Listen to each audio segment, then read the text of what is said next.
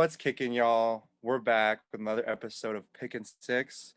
I am your host, your host for this week, T-Ho, Tyler. I'm joined once again by my buddy, the locksmith, aka Connor. How we doing tonight, man? Dude, doing well. Picks didn't go as great as I thought they would. Went 1-3 last week, but I think we got some games where we can make a comeback and win some money this week. Hey, listen, dude, don't sell yourself short.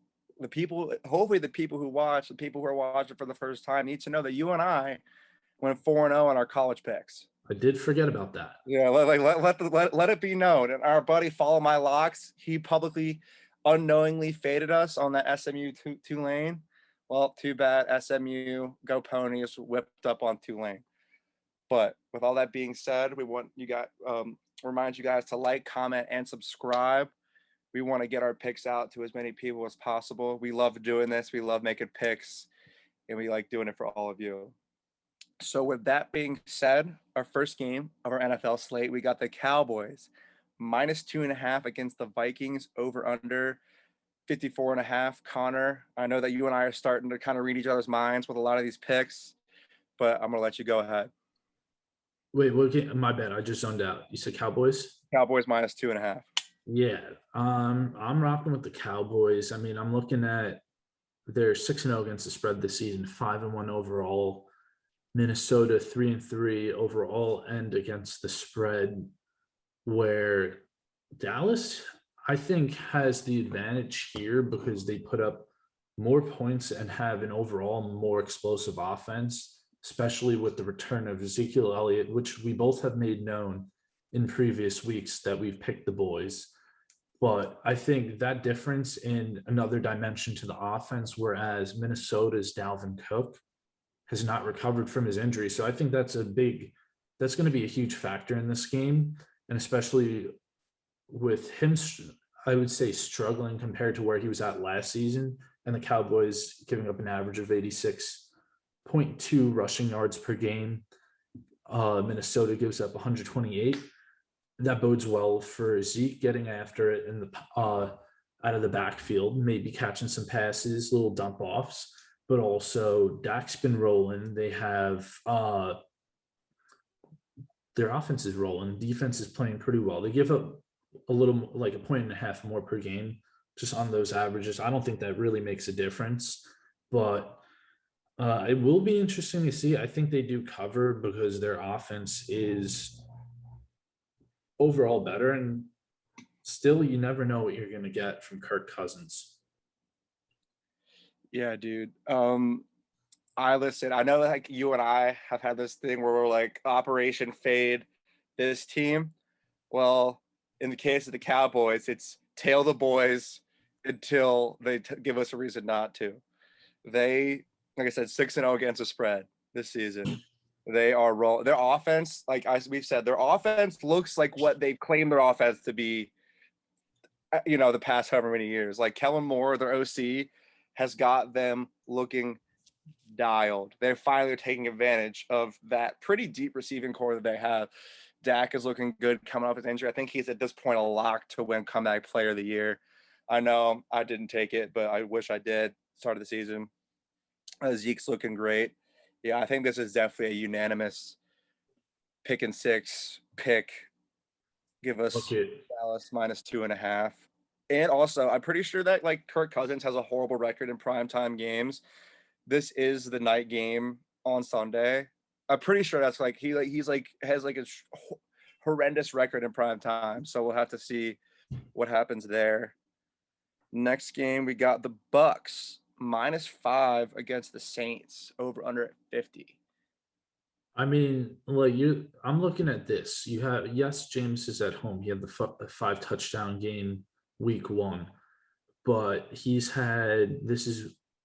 played 6 other weeks of football, has totaled 8 touchdowns since then, 3 interceptions. So not bad compared to what he's been doing previously, but you like their running attack, although they did get the job done, did not cover, unfortunately.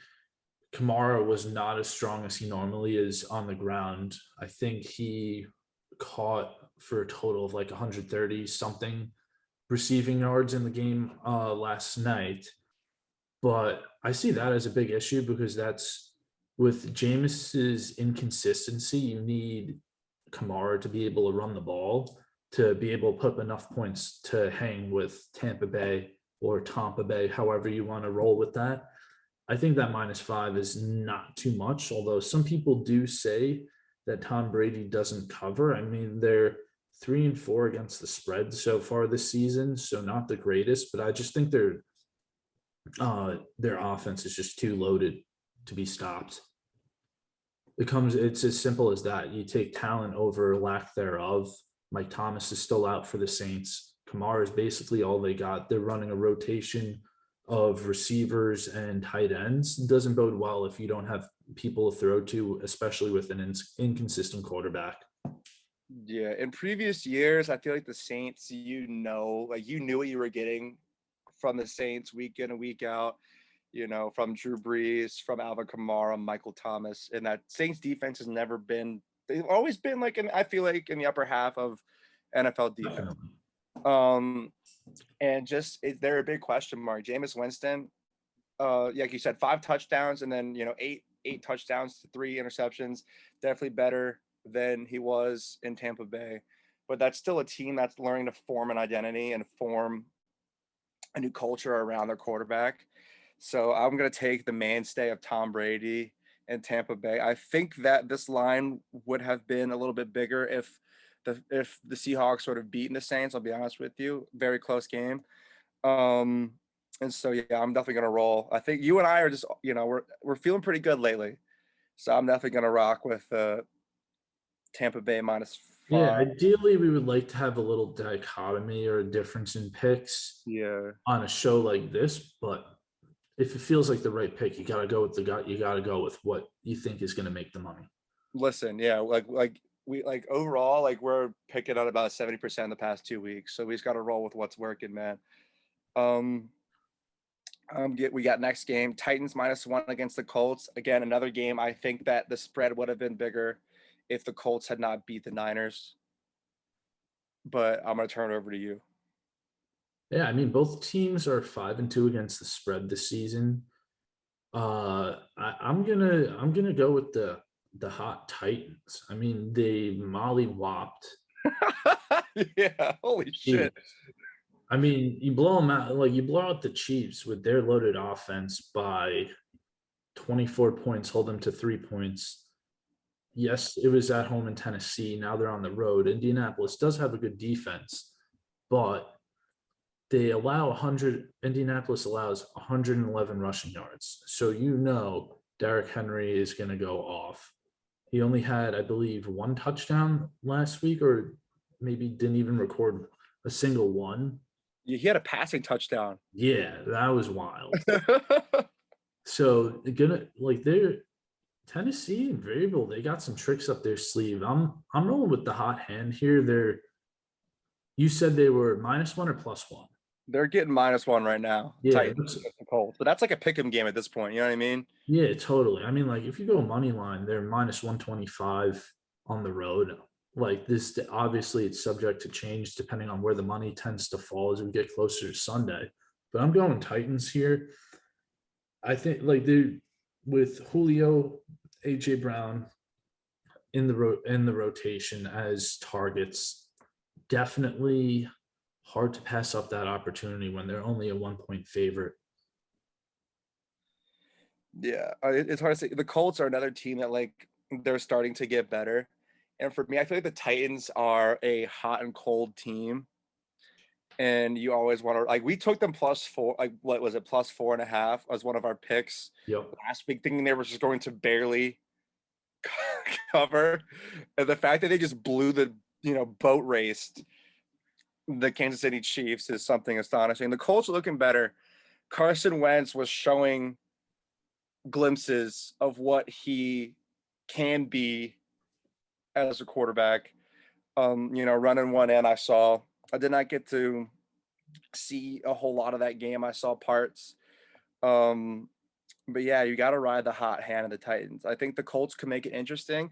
I think that, I mean, this is a kind of a homer pick. My brother's a massive Colts fan, and by proxy, I like them. But I think that Darius Leonard is one of the best linebackers in the NFL.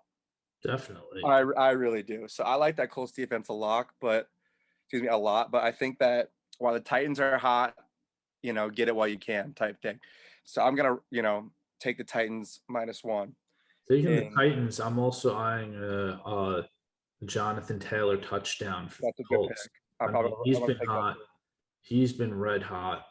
Dude, he's Uh, probably he's become more of a mainstay of that offense. They're running like a rotation with him and Naeem Hines. I know like Marlon Mack was slotted to be their starter last year, but then he got hurt early on, so Taylor got that exposure early. But now he's like their guy. You know what I mean? I think that I think I'll take Derrick Henry score a touchdown. Sneaky, honestly, both these quarterbacks can run at a touchdown. Like I think that like every week I'm like, yo, I might take Ryan Tannehill running a touchdown. And I was like, no, that's crazy. He runs one in. but Same yeah, with Carson Wentz. I was gonna do it. I was gonna do it the other night. Oh, Carson gonna run one. He runs one in. So I think that you could sprinkle a little bit on one of these quarterbacks to run in a touchdown in this one. I think that could be very interesting. Um, Moving on, we got the Bengals. This is going to be an interesting one. Bengals -10. I took them +6.5.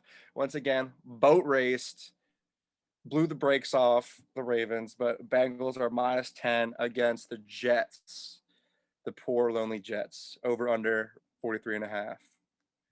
Connor, go ahead. poor lonely Jets says it all.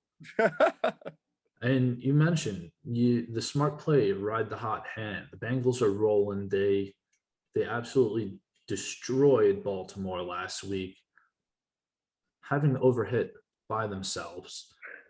No, nothing needed. They have a good defense, like a very like above average defense. We mentioned last week, better than a lot of people think. And now a lot of people are going to be on that train, probably picking the same in the same manner. Although it's a 10-point spread, lot to cover. But I mean, Pats put up 50 against the Jets on Sunday.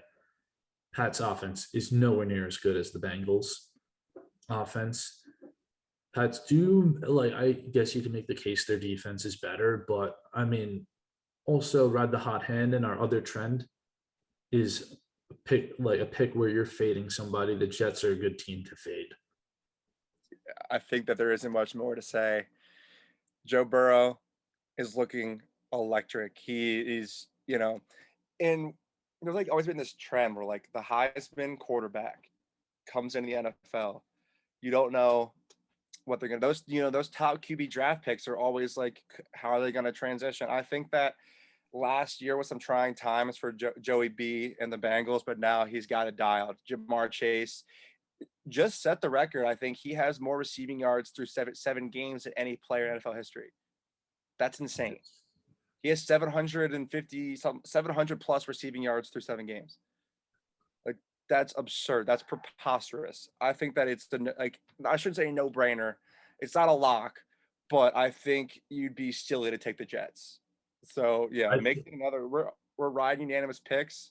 So yeah, Cincinnati -10. You that have it. would be silly. Now, before we continue, I was looking on DraftKings. They have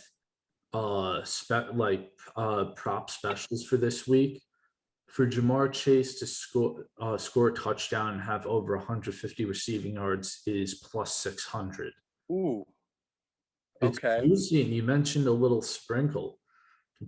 Been building up a decent bankroll in the last week, so that's pretty tempting for me, as long as it's still there come Sunday morning. Yeah, dude. Might as well. Like I'm gonna probably take a look at some player performance doubles. Those are always great. I think we should definitely start incorporating, giving those out more because like we put picks out on the show and then we're like, oh, we're gonna sprinkle a little bit here. You know what I mean? Like we're not perfect, but I think that um that's a good one. I know that DraftKings just became live in Connecticut, so I know that you're a gambling machine right now. But I definitely like that pick as well. Let's see. We got I mean, we only had 4 NFL picks that we like discussed to talk about for the people. As we're looking at the slate, you feeling anything else, Connor? Are we feeling I a little mean, feisty? like the Rams are -14. They're like I forget, I saw something like they're the first team to be favored by more than 2 touchdowns in back-to-back weeks in like a decade or something like that. They're one of a short list of, I believe, 8 teams, including some dynasty level or Super Bowl winning teams. Not saying that's what's going to happen, bless you, but that just points to how bad the Texans are. Yeah. And the Rams are pretty solid. I mean, Cooper Cup, I think it has like 8 touchdowns or a touchdown in every game, something like that. I sprinkle him and score a touchdown every week, dude. Yeah. Like, But and you it can't go wrong. beautifully. Yeah, you can't go wrong there. Nah.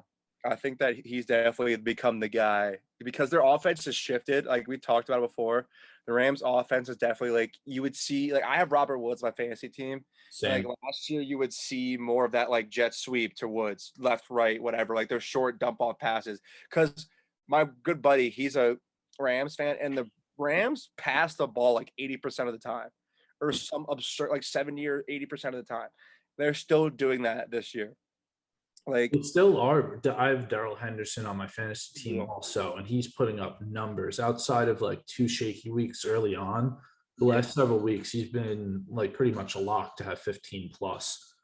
And I mean, Cooper Cup, I'll probably be parlaying Henderson and Cup for a touchdown, and like that'll probably That's be barely true. plus money, but definitely something to look forward to. I mean, if you're feeling ballsy or just want to take it as part of teaser town, throw in that spread, Rams -14. I think that like there's no reason why they don't blow the doors off of the Texans, but 2 touchdown spread is just way too large to confidently say like, all right, I'm hammering this. Yeah, I'm definitely not. I made a parlay last week of just like all like the absurd spreads, and the only one to not cover was the Rams. Like the Cardinals covered that 18 points or whatever they were at that point. Yeah, I can't take the Rams No, 14. but I think the big thing was it was Stafford versus old team, Jared Goff versus his old team last week, and the Rams barely won in the first matchup earlier this season. So I saw that lifted out of teaser town on the blog. Shout out Men of Order. But I don't know. I just was wary of that. I felt like it would be pretty iffy. I believe they were on the road in Detroit. Yeah, they're on the road again in Houston.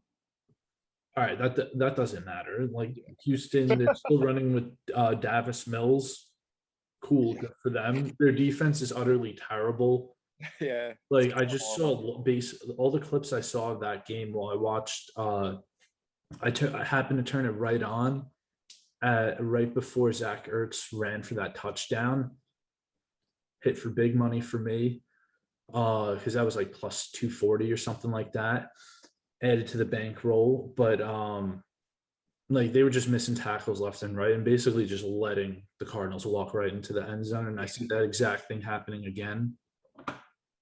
Yeah, yeah, dude. I think the Rams are a prime candidate for teaser town. You take a 6 or 7 point teaser that has been about a touchdown favorite, which is something that I think is very, very gettable for them against the abysmal Texans. Touchdown spread is a lock against the Yeah. Texans. Oh, are we saying it? Are we making it? Rams at a teaser. I'm not opposed. I would say that's a lock. Yeah. So we'll call it add it to teaser town. Yeah, yeah. The Rams are coming to teaser town once again. Now that is what you call responsible gambling. That is where you call responsible. We're all listen here at Pick and Six. We are, and Picking Winners in general. We are all about responsible gambling. It doesn't get much better than that. And honestly, I don't know. Like looking at these NFL games, like firing from the hip. I don't really see anything else. Like I like the Broncos are -3 against Washington. I don't hate that. Chargers and Pats 5.5. That's scary for me. I don't know. There's like I don't like that. that's scary. So honestly, if it's all the same to you, would you like to move on to college? Oh, I'm ready. I think that's where we've been making our money, like more so than on Shocking. NFL. which like betting on college football like is I think far and away the most difficult like thing to do because like what do they say? Any given Sunday, any given Saturday, any given week, a team could show up and just screw. We're coming out piss and fire and just I mean, we kind of. saw Alabama go down to a decent Texas A&M team, but one that a lot of people said were overrated I did. for week 2. Yeah, I did. I thought so as well. I, But I called them frauds, and they told me to go fuck myself. Like, pardon my language. But yeah. So I had this game in, and I tailed them on the show earlier in the year, and it actually paid off with a massive spread. So we got Coastal Carolina minus 18 and a half against Troy, over under at 52. I can't imagine that you were looking at this game until I said it, but as far as this game goes, like my reasoning is Coastal Carolina 4-2 against the spread. They were favored big against when I took them. They were favorite. I think believe at Arkansas State. They covered 20 and a half. They have the ability to cover big spreads against not so good teams. Troy 0-2 is an underdog, 1-3 away. They've in past history, it's 2-2 straight up of this matchup. Troy, they're 2-5 against the spread on the season. I love Coastal Carolina. I like the energy they bring week in and week out. They got the 24 in the top 25 this week. I'm liking Coastal Carolina minus 18 and a half. I'd be leaning that way. I don't know. I just don't always trust the team, like mid-major college football teams, to cover such a large spread. Troy's I think a much better team than Arkansas State, the team who Coastal played last week. So I think that's my reason where I'm just gonna put the brakes on, at least for now. Maybe as we get closer to what's this game? Oh, this is Thursday. Yeah, Yeah, I'll tweet Thursday. it out. Like I'm taking it. I said it. I put it out. I said it out in the world. So I'll tweet it out if the video's not up in time. But you heard it here first. Next, even a bigger spread. This is one that you were eyeing up, and I thought was interesting. Cincinnati minus 24 and a half versus Tulane, who we faded last week on this very show. Over under 62 points. Connor, go ahead. I mean, the going off in the similar vein to last week, Tulane gives up over 40 points per game, which is never a good thing. They are 2-5 against the spread thus far this season, and Cincinnati is a much better team than SMU. They give up like a little less than 15 points per game. So their defense can lock it down. We said, I want to say 3 weeks ago when we talked about Heisman futures, one thing I noted, Desmond Ritter, if Cincy runs a table, makes the playoff, he could be a Heisman, like definitely a finalist for, I wouldn't say definitely, but he would be a contender for a He'd be at the Heisman. ceremony. He'd be at the Heisman ceremony if they do that. Yeah, and they're picking a team like Tulane's defense is god awful. I said last week they're a party school. They're a drinking school, not a football school. They're giving 42 points per game.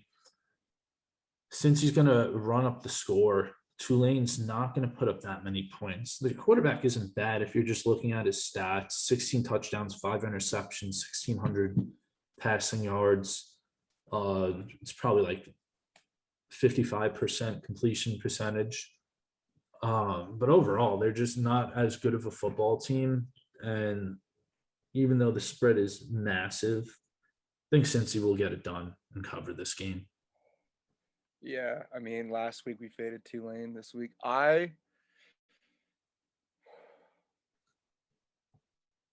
that's tough for me. I don't.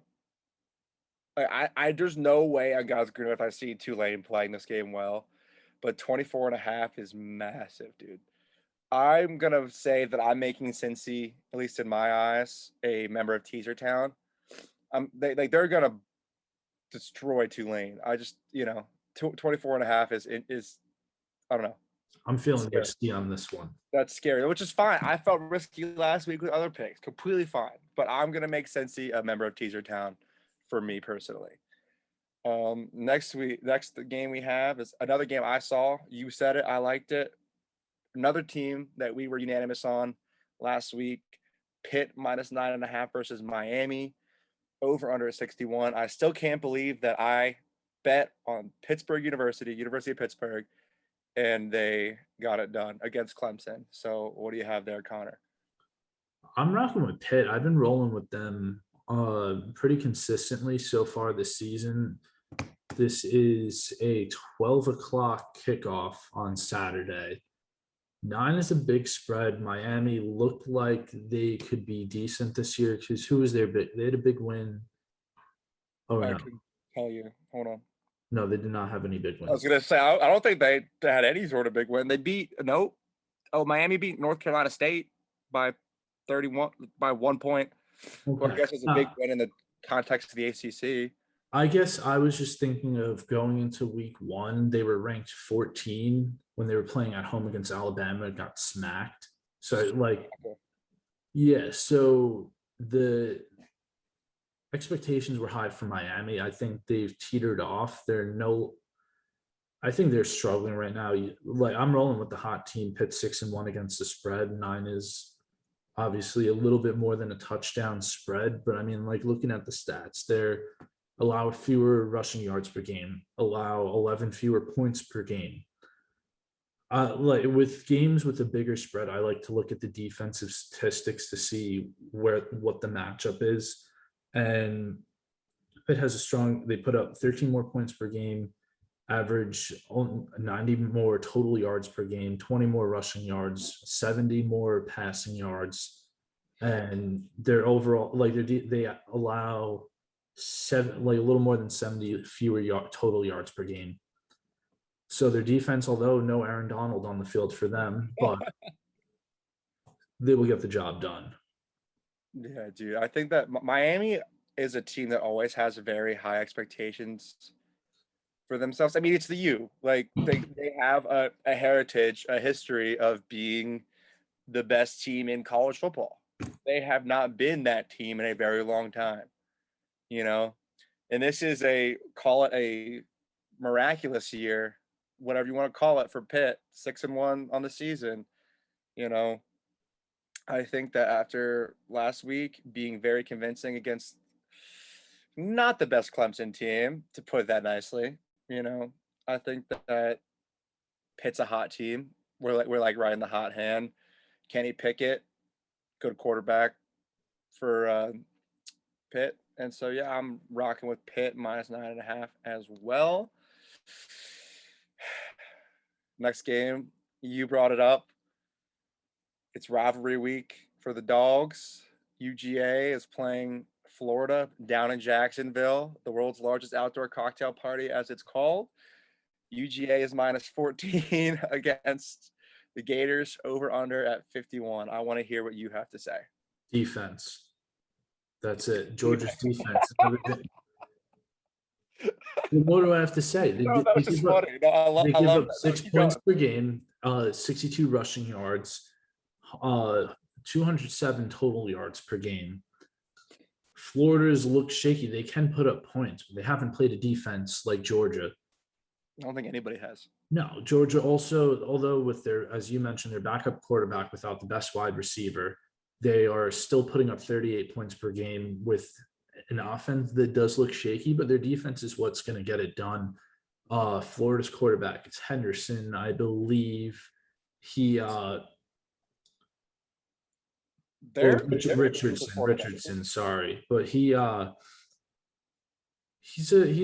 sneaky dude. He can move around in the pocket, make throws on the run. I think he has sort of an electric feel to his game. Like he's an exciting player to watch, but I think Georgia's going to give him too many problems to make things happen when he gets outside the pocket. Like he's not going to get those chances to throw the ball, like have a corner of the end zone touchdown like he did against LSU last week or any of those things.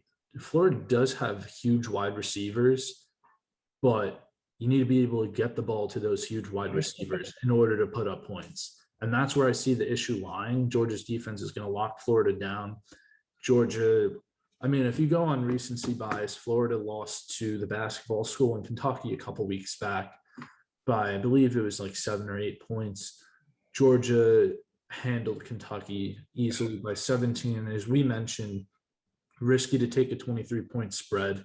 I didn't touch that. Yeah, none of us touched that. I think I said I would look at it if it dropped below 3 touchdowns. It ended up not, so left off smart play. But I'm going Georgia here. I think they could cover 2 touchdowns.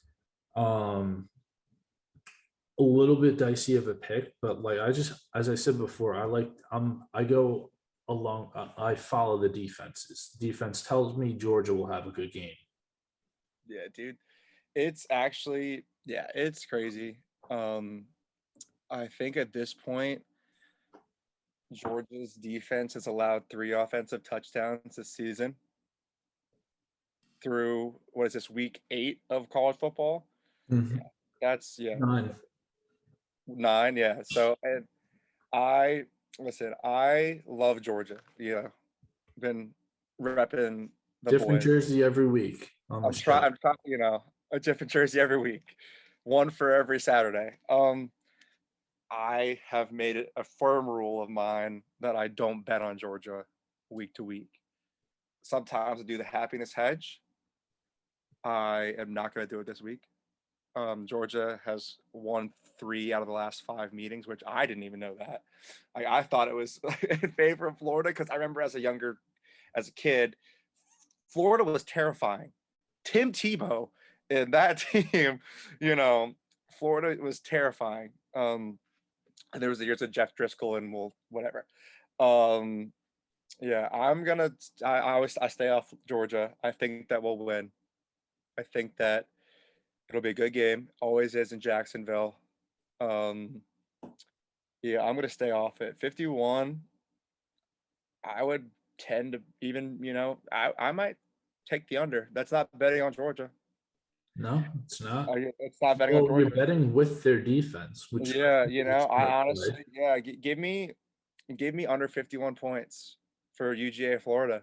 I know that's rooting for bad football, but technically it's not, because if you're rooting for Georgia's defense to just shut down Florida, I'm fine with that. So yeah, write me in for the under 51 points for that game. And then there was 2 other games that I mentioned. I brought up as Houston is -1 against SMU, over under at 62.5. And we tailed the ponies last week, and I'm gonna do it again. I'm gonna take SMU +1. Simple as that. They look very good this year. I'm trying to find their stats. Do you have anything for that while I'm looking at this?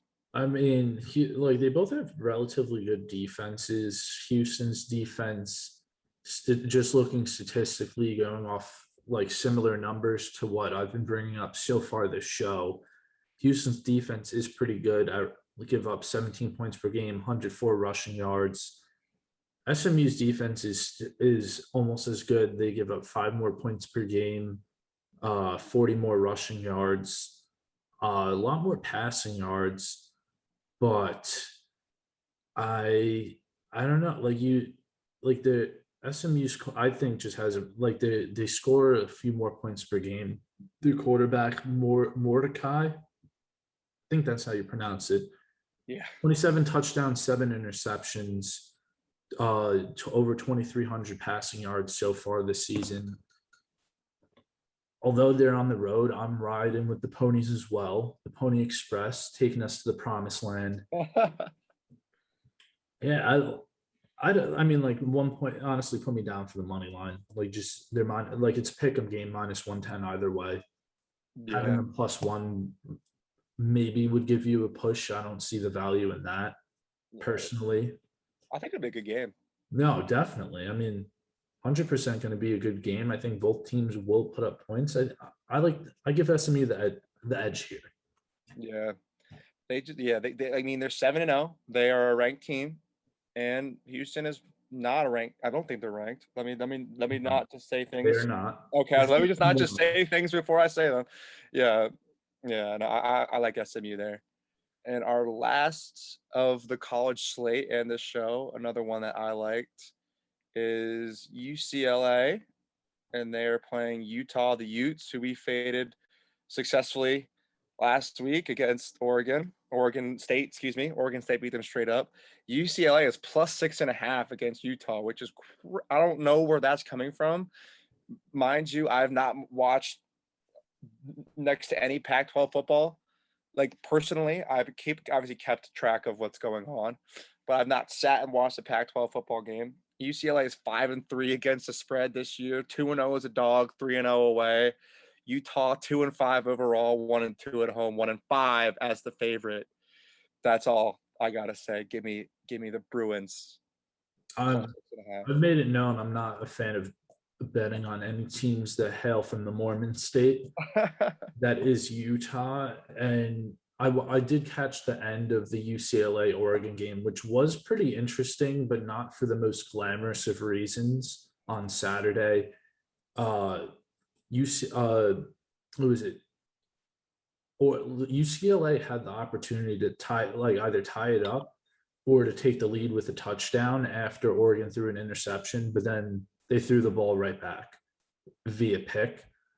A game they could have easily could have won. I don't know how well they played before that. They obviously put up some points. I think I like UCLA here. I knew you were going to bring up the Utah's failures against the spread. I think that is a glaring indicator of where we're both leaning and where a lot of people are going to be leaning. But I'm going with my bias against anyone from the Mormon state, except for the Jazz. But that's totally different sport. Yeah, listen, basketball, football, not the same. It's okay. You can like the Utah Jazz and hate you. Listen, nobody's gonna hate you. With all that being said, man, you got anything for the people before we get on out of here? I mean, one of us will have a blog up this week detailing our picks, giving a little teaser town up on Men in Order. Shout out the boys. They got some big things cooking currently. We've got some things cooking. I know I'll probably be giving out some NBA picks. I got a couple for tonight. I might just tweet out after we get done here. But we have the boys at Pickin Fights have some big shows coming up. They have UFC 267 this Saturday, 268 the following Saturday. Huge cards. 268 is something that you must tune into. The boys will have you betting well going into those fights. I know I tailed Pickin Keith with his Marvin Vettori pick to go win via decision unanimously. This is the way it ended up. Won me some money. The boys have been hot as well over on the fights team, and I think they'll continue to do so. Big fights. A lot of people are going to be tuning in, so definitely tune in to them to see how they're doing. And remember to like, subscribe, go check out their content, rest of the content on pickingwinners.org and the Men of Order boys, because they're supportive of us. Got to do the return favor, support the homies as well. Dude, you said it all, man. Yeah, I tailed Keith's parlay. He puts out a parlay on his blog that he writes up for the weekly card. Put me up some money this past weekend. Can't hate that.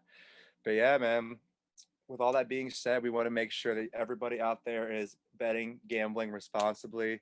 That is one of the biggest things that we have to say here at Pickin' Winners. With all that being said, I hope everyone has a happy and safe weekend of gambling. Take care, everybody.